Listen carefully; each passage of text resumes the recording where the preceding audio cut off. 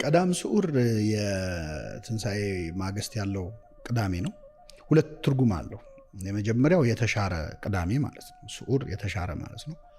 ሁለተኛው ደግሞ የለመለመ ቅዳሜ ማለት ነው። በለመለመ መስክ ያሳርፈኛል፣ በረፍት ውኃ ዘንድ ይመራኛል የሚለውን ውስተ ብሔር ስዑር ህየ ያሐድረኒ ይለዋል እና በግዕዙ ስዑር ለምለም የለመለመ ማለት ነው። የተሻረ ያሰኘው እንግዲህ በብሉይ ኪዳን የነበረው ሰንበት ቅዳሜ ነበር። ቀዳሚት ሰንበት ነበረች። እግዚአብሔር ከስራ ሁሉ በሰባተኛው ቀን አረፈ ይላል። እሁድ ነው ስራ የጀመረው። ስራውን የፈጸመው ፈጥሮ ከጨረሰ በኋላ አረፈ የተባለበት ቅዳሜ ነው እና ይህ ቅዳሜ የማይጾምበት ሰንበት አይሁድ ወይም ቀዳሚት ሰንበት የቀደመችዋ ሰንበት ተብሎ የሚከበር ቀን ነው። ይህንን ቀን ግን በጾም ነው የምናሳልፈው። ሰንበት ላይ መጾም ሰንበት እንደ መሻር ነው የሚቆጠረው። ስለዚህ በጾም የምናሳልፈው የተሻረ ሰንበት ሆኗል። ይሄ የሆነበት ምክንያት የሰንበት ጌታዋ ክርስቶስ በመቃብር ውስጥ በሆነበት ዕለት ስለሆነ በዛን ቀን ምግብ አንበላም ብለን ሐዋርያቱም እሱ ሳይነሳ ትንሣኤውን ሳናይ አንበላም ማለታቸው እነ ቅዱስ ያዕቆብ እሱን መነሻ አድርገን ስለምንጾመው ነው። እግዚአብሔር ከስራው አረፈ ተብሎ ቀድሞ ተነግሮ ነበረ። ፈጥሮ ሲጨርስ ግን የሚያርፈው የሚደክመው አካል ነው አይደለም። እግዚአብሔር በባህሪው አይደክመውም። ትንቢት ነው ለካ። ለዚህችኛዋ ቅዳሜ ነው መቃብር ውስጥ አርፎ የማሳለፉን ለማስታወስ ነው። በዚህ ምክንያት ቀዳም ስዑርን ብለን እናከብረዋለን። ሁለተኛ ሞትም የተሻረበት ነው። በሞቱ እንግዲህ የክርስቶስ ሞት የሞት ሞት ይባላል። ሞት የሞተበት ቀን ነው። ክርስቶስ ሞተ ማለት ሞትን በሞቱ አሞቶ ለሞት ይላሉ። በሞቱ ሞትን ገደለው ይላሉ አባቶቻችን እና በዛ ምክንያት ሲሮ ሞተ በስጋ ሞትን በስጋ ሞቶ ሞትን ሻረው ብላ ቤተክርስቲያናችን የምትዘምርበት ስለሆነ ይሄ ስዑር የሚለው ስም ይገባዋል። ሁለተኛ የለመለመ የሚያሰኘው ጠዋት ዕለት አይተሽ ከሆነ ቄጤማ ይታደላል እና ካህናት ያድላሉ ለሕዝቡ፣ ሰውም ራሱ ላይ ያስራል። ይሄ ቄጤማ ምንድን ነው? የኖህ መርከብ የጥፋት ውሃ ከሆነ በኋላ መርከቧ ውስጥ ሆኖ ኖህ ውሃው መጉደል አለመጉደሉን ለማረጋገጥ መጀመሪያ ቁራን ላከው፣ በዚያ ቀረ። ከዛ ርግብን ላካት፣ ሄዳ መጣች። በሁለተኛው ስትሄድ ቅጠል ይዛ መጣች። ከውሃ ከፍ ብሎ የሚበቅለው ቄጤማ ነው አይደል? ውሃ ላይም የምታየው ወንዝ ላይም ቄጤማ ነው አይደል ብናገኝ፣ እና እሱን ይዛ መጣች። ያ ቅጠል የሰላም ምልክት ውሃው መጉደሉን የሚያሳይ ነው እና የኃጢአታችን ባህር ጎደለ የሚለውን ምልክት ለማሳየት ያ ቀን የለመለመ ቅዳሜ ተብሎ አባቶቻችን ቄጤማ የሚሰጡበት ቀን ነው። በዚህ ምክንያት ነው።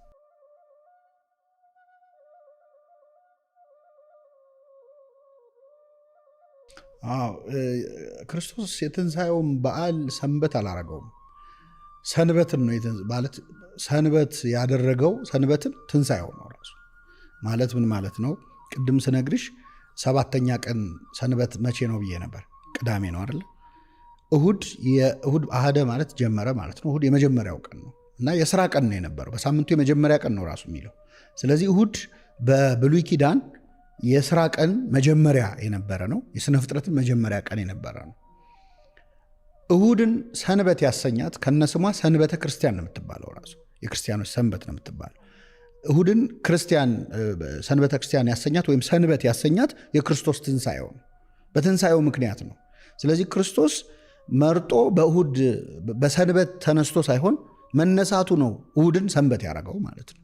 በዚህ ምክንያት ሰንበተ ክርስቲያን ብለን የተጠራችው ራሱ ቅዱስ ያሬድ በተለይ በብዙ ዜማዎቹ ላይ ደጋግሞ የተናገረው ይህችን ቀን ትንሣኤ ክርስቶስ እንዴት ለሰንበትነት እንዳበቃት እንዳከበራት ነው። የመጀመሪያዎቹ የቤተክርስቲያን አባቶች እነ ቅዱስ አግናጤዎስ ዘአንጾኪያ የሚባሉ አባቶች፣ እነ ዮስጦስ ሰማዕት ጀስቲን ዘማርቲር የሚባለው እነዚህ አባቶች የጌታ ቀን የምትባለዋ ይህች እሁድ ቀን እንደሆነች ተናግረዋል። ከዛ በኋላ ትንሣኤውን ተከትለን ነው እንጂ የቀደመችዋ ሰንበት ቅዳሜ ነች። ሰንበተ ክርስቲያን የሆነችው እሁድ ነው እና ከትንሣኤ በኋላ የመጣ ነገር ነው። ከዛ በፊት እሁድ አልነበረ።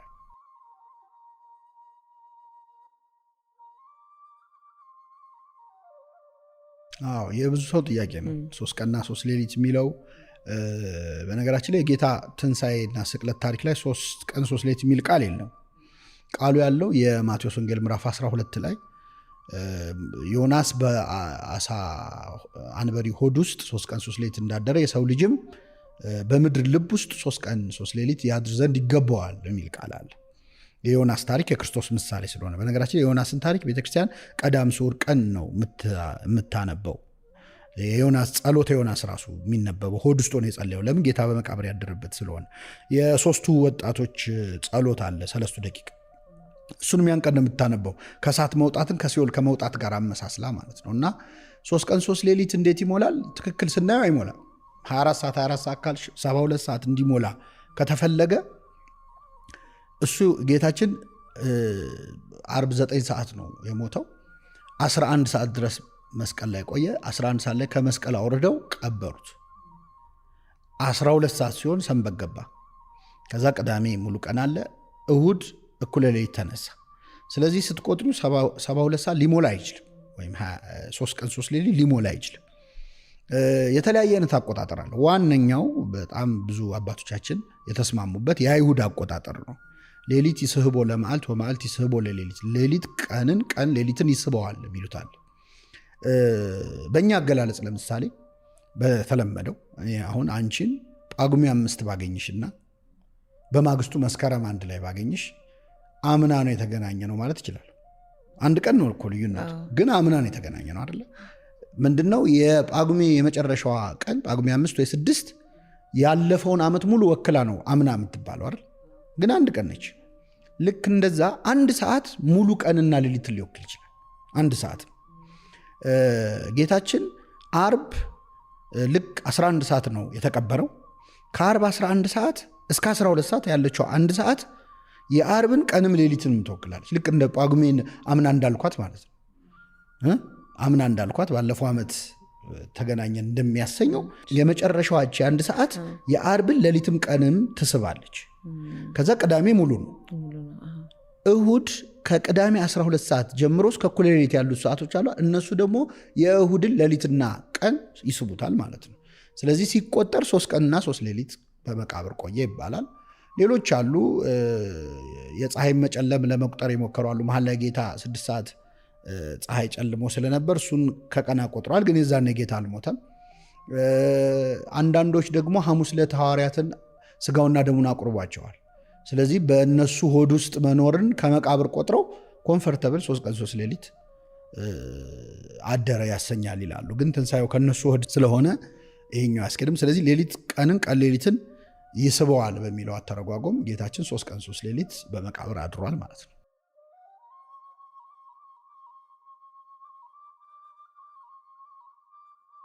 አዎ በእርግጥ ጥናት ይፈልጋል። እኔ የሁሉንም አላየውም። ግን በተለይ ምስራቃውያኑ ኦሪየንታሎቹም ኢስተርን ኦርቶዶክሶችም ከኛ ጋር ተመሳሳይ የሆነ ነገር አላቸው። በአከባበርም በመጾምም በነገራችን ላይ ይገጥማል። እንደው አስገራሚ ነገሮች ልንገርሽ። የትንሣኤ ዕለት ሌሊት የሚለኮሰው መብራት ከሰማይ እንደሚወርድ ታውቂያለሽ? ከሰማይ ነው የሚወርዱ ማለት እግዚአብሔር ራሱ ነው የሚለኮሰው። ላለፉት 2000 ዓመታት ቃሉን ጠብቆ ሌሊት ላይ ካህኑ ተፈትሾ ክብሪት አለመያዙ በደንብ ተፈትሾ ራሱን አሳይቶ ይገባል መቃብር ውስጥ ወደ ጌታ መቃብር ሻማ ይዞ ማለት ነው።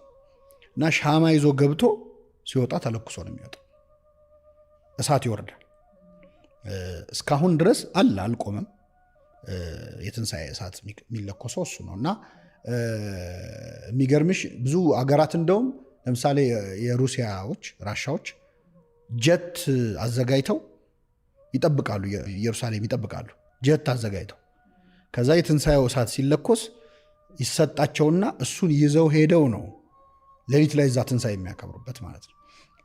እና ይህንን የኢትዮጵያ ቤተክርስቲያንም ታምረ ማርያም ይነበባል የትንሣኤ ዕለት ሌሊት። እና በዛን ቀን አንድ ታሪክ ተጽፏል። አንድ ኢትዮጵያዊ ማክበር ፈለገ። ይህንን የጌታ የሚለኩሰውን እሳት ልሳተፍ ብሎ ሊገባ ሲል አንተ ጥቁርና አትገባም ብለው አባረሩት። ከዛ አስወጥተውት እሱ ውጪ እያዘነ እያለቀሰ ጧፉን ይዞ ውጭ ቆሞ እያለ እሳቱ እሱ ጋር ወረደ እና ውስጥ አልበራም ለሱ ነው የወረደለት። እና ከዛ በኋላ ከሱ ተለኩሷል።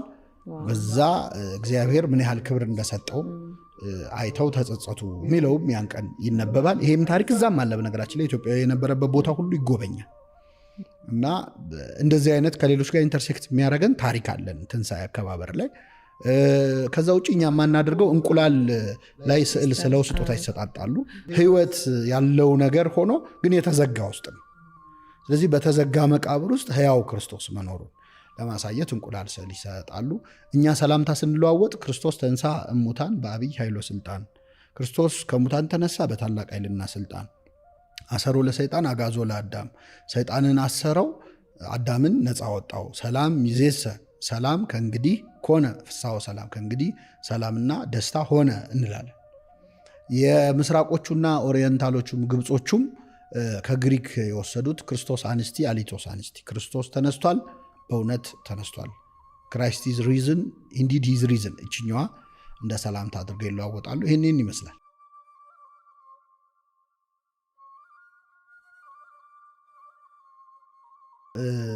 ጌታ ትንሣኤውን ለሴቶች ለምን ገለጠ? አንዳንድ ሰዎች ወሬው ቶሎ እንዲዳረስ ነው ይላሉ። በእርግጥ መረጃ በየትኛውም መልኩ ሊዳረስ ይችላል። ግን በጣም ትልቁ ትርጉም የመጀመሪያው ዓርብ ዕለት ጌታ ስቃይ እየተቀበለ በነበረ ሰዓት ያልተለዩት ሴቶች ናቸው። እንደውም ከ14ቱ ምዕራፈ መስቀል ወይም የመስቀል የሄደባቸው ጌታ እየወደቀ እየተነሳ የሄደባቸው ምዕራፎች ውስጥ አንዱ ቅዱሳት አንስት ተብሎ ነው ራሱ የሚጠራው። እያለቀሱ ተከትለውት እናንተ ሴቶች ለምን ታለቅሳላችሁ? የኢየሩሳሌም ሴቶች ለራሳችሁና ለልጅ ልጆቻችሁ አልቅሱ ብሎ ጌታ የተናገራቸው በእንባን ያጀቡት ማለት ነው። እንደ ጾታ ስታዩ ወንዶች እየደበደቡት እየገረፉት ነበር፣ ሴቶች ግን እያለቀሱ ነበር። የመከራው ተካፋዮች ነበሩ። ከሁሉ ደግሞ እናቱ እመቤታችን ቅድስት ድንግል ማርያም ለእኛ አምላካችን ነው፣ ለእሷ ልጇ ነው። ስለዚህ ልጅ የሆነ ነገር ሲሆን የሚሰማ ሁሉ ይሰማታል። ሲወድቅ ሲነሳ እያንዳንዱ የእሱ የጅራፍ ቁስል የእሷ የልቧ ቁስል ነው። በነፍሲስ ሰይፍ ያልፋል የተባለችው ለዚህ ነው። እና ሴቶች በዕለተ ዓርብ የነበራቸውን የመከራው ተካፋይነት አብረው ማልቀሳቸውን መውደቅ መነሳታቸውን በተቻላቸው ሲያለቅሱ ሐዘኑን ሲካፈሉ ስለነበር የሐዘኑ ተካፋይ የነበረችን ሴት የደስታው አብሳሪ አድርጎ ክርስቶስ መረጣት ነው የመጀመሪያ። ሁለተኛው በብሉይ ኪዳን ሴት ልጅ በጣም ትናቅ ነበረ። ለምስክር እንኳን አትበቃም ነበር። በሕጉ ምስክር 3 ከሞላ ይበቃል፣ ምስክር በ3 ይጸናል ይባላል። ሴት ግን 3 ቀርቶ 13 ብትሆን እንደ አንድ ሰው አትቆጠርም ነበር። ንቀት ነበረባቸው። ይሄ ሐዋርያቱም ሴቶች ጌታ ተነስቷል ብለው ነገረዋቸው ራሱ ሴቶች እንዲህ ሲሉ ነበር እያሉ አላመኑም ነበረ። ስለዚህ ይህንን ቦታ የሴት ልጅን ቦታ ሪስቶር ለማድረግ ምክንያቱም ሴት ልጅ ከወንድ ጋር ገዥ ሆና ነው የተፈጠረችው። ብዙ ተባዙ ምድርን ሙሏት ግዟትም ብሎ እኩል ነው አድርጎ ክብር የሰጠው የነበረው። ከድቀት ከሰው ልጅ ባህሪ መጎስቆል በኋላ ነው እርሱ ገዥሽ ይሆናል ወደ መባል የተመጣው እንጂ እኩል ግዟት ተብሎ ነው ምድርን የተሰጠው። ነፍስ ደግሞ ጾታ የላትም፣ ወንድ ሴት የሚባል ነገር የለም። ይህን የቀየረው ክርስቶስ ነው። ቅዱስ ጳውሎስ ወንድም የለም ሴትም የለም ሁሉ በክርስቶስ አንድ ነው ብሎ የተናገረው አሁን ከክርስቶስ በኋላ የተገኘ ጸጋ ነው። እና ክርስትና ሲጀምር ሴት ልጅን ደስ ይበልሽ ብሎ ነው የጀመረው ገብርኤል አይደል? ሴት ልጅን ሲያልቅ ደግሞ ሴት ልጅ ደስ ይበላችሁ ብላ ትንሣኤውን በማብሰር ነው የጨረሰችው። እና በዛ ምክንያት የሴትነትን ክብር ከፍ ከሚያደርጉ ነገሮች አንዱ የጽዮን ልጆች ሴቶች የትንሣኤው ምስክር መሆናቸው።